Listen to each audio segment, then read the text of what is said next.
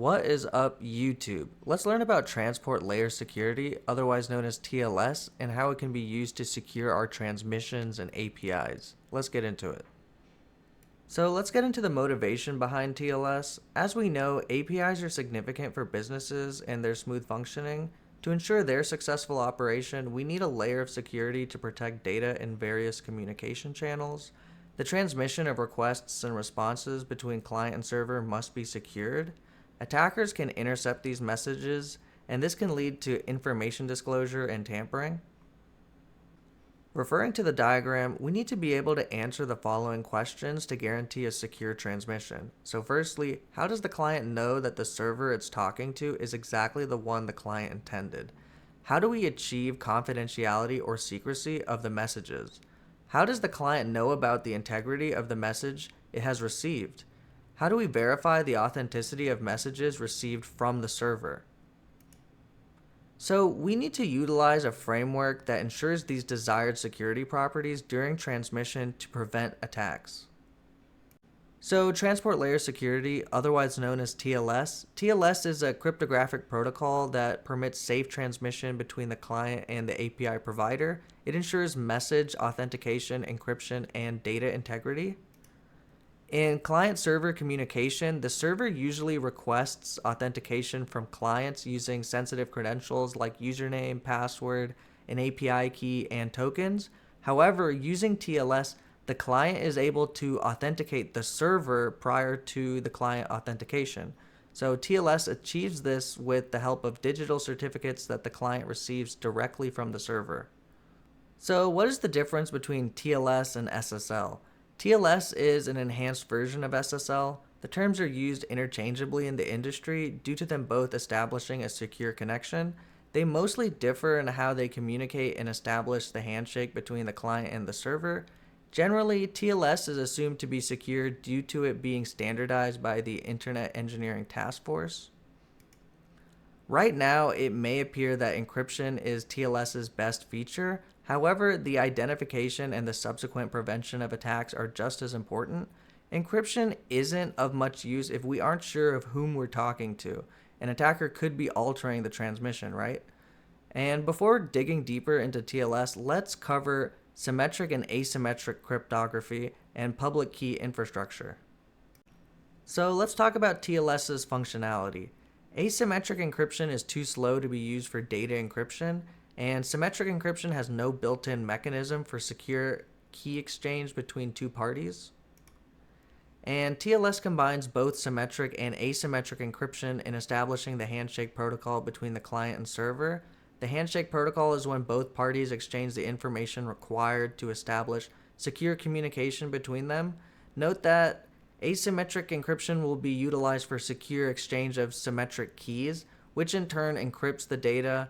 With this strategy, we can guarantee confidentiality of messages exchanged between the client and servers. So from the initial questions in our motivation, we answered the first two. So the first question being, how does the client know that the server it's talking to is the one that it wants to be talking to? So the client can authenticate the server using digital certificates. And for the second question, how do we achieve confidentiality or secrecy of our messages? Well, we can use asymmetric and symmetric encryption to do this. And let's answer the next two questions and examine how it functions. So let's go into how TLS works step by step. So firstly, the client sends an initial message to the server. The message contains its TLS or SSL version along with the client random, which is a string of randomized bytes, and the cryptographic algorithm it supports. So the server then responds with a cryptographic algorithm chosen from the list it obtains from the client, its session ID, the server's random, and its certificate, which contains an asymmetric public key for encryption purposes, a public key exchange, the hash for the entire communication up until the server hello message is encrypted, with the server's private key to produce a digital signature. Because no other entity is in possession of the private key, only the server can produce the signature. The client can be sure of the message's authenticity through these digital signatures. The client then verifies the validity of the certificate provided through the relevant certification authority. It confirms the authenticity of the web server. And this is how the server authenticates itself to the client. Client authentication into the server is optional because it's usually handled outside the TLS protocol. Here, the digital signature is how the client verifies the server's message authenticity. The server and client authenticate each other's identity in steps 3 and 4. The client then generates another string called the pre-master secret, which is then encrypted through the server's public key and sent to the server. The server then decrypts the pre-master secret by using the corresponding private key. Now both parties can generate the shared symmetric key by using the server random, client random, and the pre-master secret, which arrives at the same result. The generated symmetric key has both the client and server, which makes it unique, and this is how the symmetric key is obtained on both sides.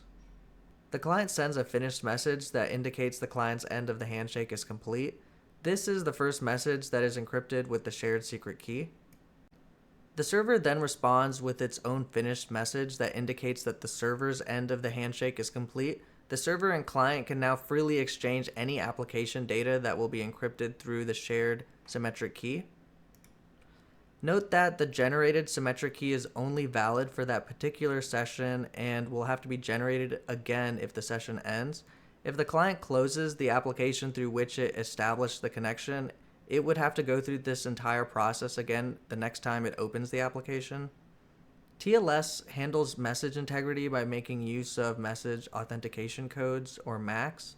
A MAC ensures that the message hasn't been altered with during transmission, and this is usually with a secure hash function such as SHA.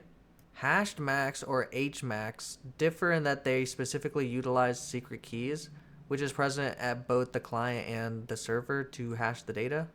The hash generated through the use of a secret key is then appended to the original message, and this concatenated entity is then encrypted by the shared symmetric key. This message is then sent to the client, which decrypts the message using the symmetric key, and then calculates its own hash of the message using a secret key, and then compares the two hashes. And if they aren't identical, the message has been tampered with and is discarded. So is the HMAC key the same as the symmetric key for encryption? No, a key derivation function is used in TLS to create multiple symmetric keys. So two keys can be generated, one of which can be used for encryption and the other can be used for the generation of hashed message authentication codes. So let's do a summary of TLS. TLS answers all the questions presented at the beginning of the video. So firstly being, how does the client know that the server it's talking to is exactly the one the client intended? So through the use of digital certificates, the client and server are both identified. How do we achieve confidentiality or secrecy of our messages? Confidentiality is achieved with the encryption protocols implemented because even if an attacker intercepts a transmission, they won't be able to comprehend or decrypt the ciphertext. How does the client know about the integrity of the message it has received? Integrity is achieved when the receiving party checks the MAC to see if the message has been altered. How do we verify the authenticity of the messages received from the server? The client can be sure of the server's message authenticity by evaluating digital signatures. Now let's talk about HTTP and HTTPS. So before TLS, HTTP was the standard for web communication due to its lightweight nature. However, it forwards data over the internet in plain text, which causes it to be insecure and susceptible to attackers. And through HTTPS, we are provided with another layer of security, which is provided through SSL and TLS. This not only transmits encrypted data instead of plain text, but it also uses TLS for supplementary defenses. The usage of these protocols causes it to be heavier than HTTP, which leads to poorer performance. So let's say we send a GET request to an entity. If the HTTP protocol was used and the attacker intercepts the transmission, they'll obtain the request similar to the following. So they would just get the whole request if they intercepted our message. However, if HTTPS were used, the attacker would obtain something similar to the following. So they would just get an encrypted string. Both protocols can be compared in the table. The unsecured nature of HTTP has caused it to be overtaken by HTTPS because virtually all communication on the internet is encrypted in some way, usually through TLS.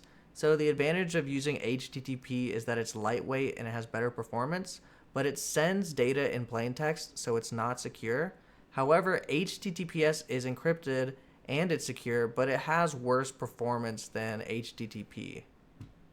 So, in conclusion, the introduction of TLS and applications for security induces little performance degradation. However, with its advantages, it's a no-brainer to implement TLS in our API's communication with web servers and clients. Newer versions of TLS support techniques that speed up the handshake process, such as TLS false start, which allows the client and server to begin communication before the handshake is completed. The issue is that TLS false start isn't compatible with all TLS clients and servers due to poorly implemented servers. These developments associated with TLS have allowed the computational costs and load times to be negligible, which is critical in regard to API design. Note that nowadays it's recommended to use TLS 1.3 because it has better performance and is more secure than its predecessors. It does this by reducing round-trip times and dropping support for older, vulnerable cryptographic algorithms. So let's do a quick quiz. True or false, the inclusion of TLS false start usually leads to performance issues in our APIs. Well, the problem with TLS false start is that it's not compatible with every single client and server due to poorly implemented servers, right? So this would be false. True or false, HMACs are used to ensure data integrity. This is true, as we know, as we saw. And true or false, HTTPS is more secure than HTTP. So HTTPS uses TLS, which is obviously more secure. HTTP doesn't encrypt its data, it sends it over in plain text. So the answer to this is true. Thanks so much for watching. Hopefully you learned something. If you have any questions, make sure you leave a comment. Also, leave a like and subscribe. It would really mean a lot to me, and I'll see you in the next one.